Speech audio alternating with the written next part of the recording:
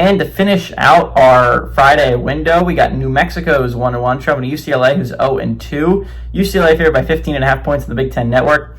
Jack Lane for the Lobos has gone 44-68, thrown for 363 yards, 1 touchdown, 3 interceptions. Scotter Humphrey has had 28 carries for 174 yards and 2 touchdowns. And Dorian Thomas had 15 catches for 127 yards and 2 touchdowns. Nico Iamaleava for the Bruins has gone 40-63, thrown for 391 yards, 2 touchdowns, 2 interceptions. Also leads his team on the ground with 24 carries for 106 yards and a touchdown. Quasi Gilmer has had 11 catches for 118 yards.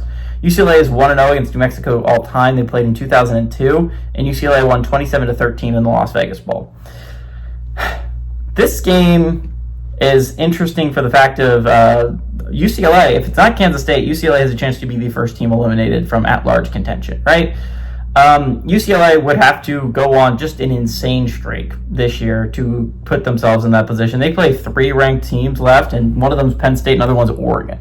It's like, well, I don't think you're going to win both of those when you haven't been able to beat UNLV. So I don't have a lot of faith that UCLA can actually do that, but technically speaking, they're not dead in the college football playoff race. Technically speaking, even if they lose, they're not dead in the college football playoff race. If you go undefeated in conference play, obviously you can still make the playoffs as a 9-3 football team. If you win the Big Ten, right? Like they're not dead, but their at-large hopes are practically dead. And that's kind of what I do for this channel. If you have not noticed, the number of games goes down every week because I view for Power 4 conference teams, once you take that 3rd loss, you're eliminated from at-large contention. I stop making videos about you. And if you're in Group of 5, once you take 1 loss, you're eliminated from the playoff contention. That is until everyone takes 1 loss, and then we reevaluate, right? So for UCLA, this could be the last video I make about them if New Mexico eliminates them here. New Mexico, on the other hand, again, right now, for my video sakes, they are eliminated from playoff contention. This could be a big game for them if you could find a way to win, if you're the Lobos, right? 1 loss against Michigan is going to be not bad, especially if you have a Power 4 win under your belt if you're the Lobos, if you can go and win the Mountain West. Obviously, that's not likely, but I think if you're looking at it from a Group of 5 perspective, right, the best teams are likely going to lose this week, right? Like, Tulane is probably going to lose to either Duke or Ole Miss. You look at USF, if they lose to Miami, which is a likelihood, I think you're going to be putting in a very interesting situation where a 1-loss team is absolutely probably going to be the team vying for a college football playoff berth in the Group of 5. Obviously, there's other contenders. There's still 12 teams kicking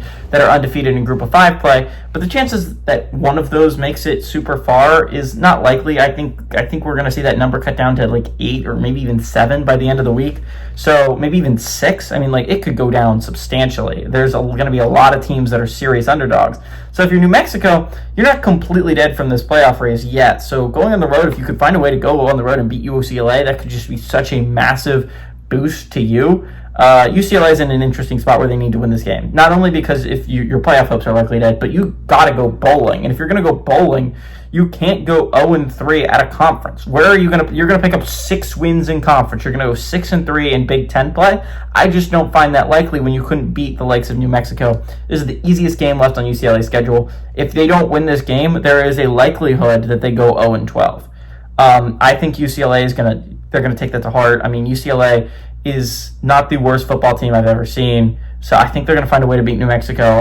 I do like UCLA to win, and I think they're going to take out their anger on New Mexico, what happened last week and the week before. Give me the Bruins to win and cover at home.